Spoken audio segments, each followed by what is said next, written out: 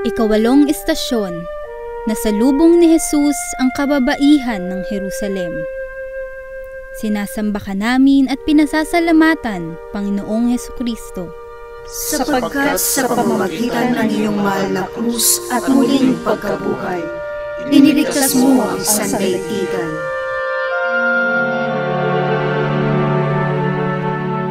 Sinusundan si Jesus ng maraming tao, kabilang ang mga babaeng nananaghoy at nananambitan dahil sa kanya. Nilingon sila ni Jesus at sinabi sa kanila, "Mga kababaihan ng Jerusalem, huwag ninyo akong tangisan. Ang tangisan ninyo ay ang inyong sarili at ang inyong mga anak. Sapagkat kung ganito ang ginagawa sa kahoy na sariwa, ano naman kaya ang gagawin sa tuyo?"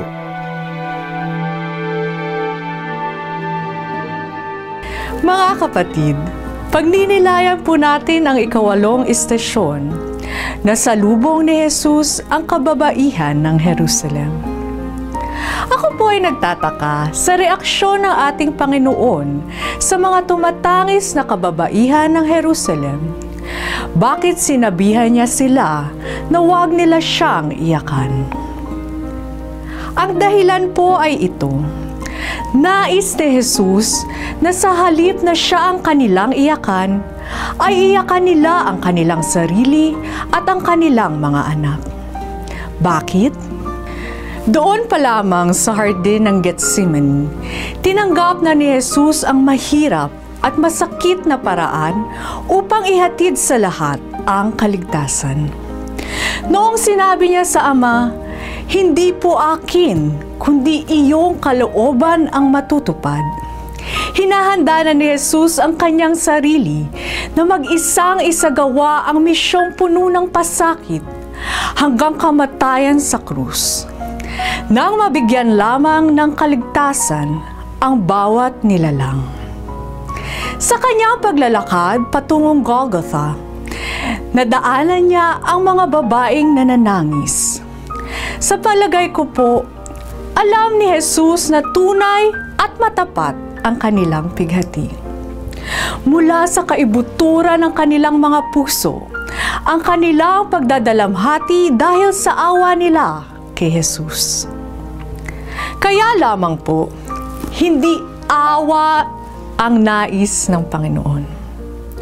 Kung iiyak man sila, iyak sila hindi dahil naawa sila sa Kanya. Iiyak sila dahil lubos nilang pinagsisisihan ang kanilang mga kasalanan. Ang hinahanap ng Panginoon ay ang luha ng pagtitika ng isang kaluluwang nais ng magbagong buhay. Ngayon, Kwaresma, lalo na sa pagpasok ng Semana Santa, maririnig na naman natin sa radyo at mapapanood sa TV ang mga drama o sharing tungkol sa pagpapasakit ng ating Panginoon. Ang ilan sa kanila ay talagang nakakaiyak. Pero, hanggang iyak ng awa na lang ba tayo? Kung meron na sunugan ng bahay at walang matutulugan, hanggang pagsabi na lang ba tayo ng nakakaawa naman sila?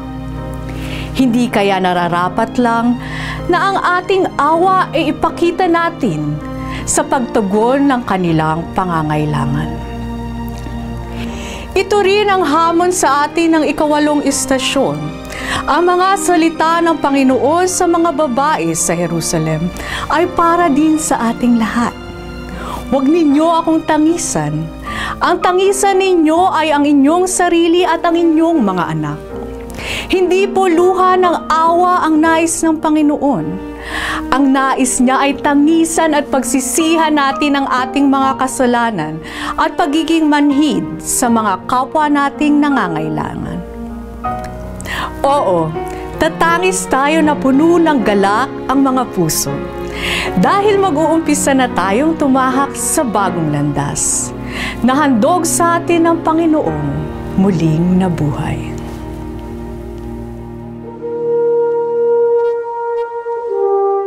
Panginoong Jesus, tunay ang pagdadalamhati ng mga babae ng Jerusalem para sa iyo. Tulad ng mga babae sa Jerusalem, sana'y maawa din kami sa aming mga kapwang nangangailangan, lalo na ang mga walang tahanan, walang hanap buhay, at lahat ng mga biktima ng kawalan ng katarungan at pagsasamantala. Ang aming pagwawalang bahala sa kanila ay siyang dahilan ng patuloy na paghihirap at pasakit sa aming lipunan. Amen.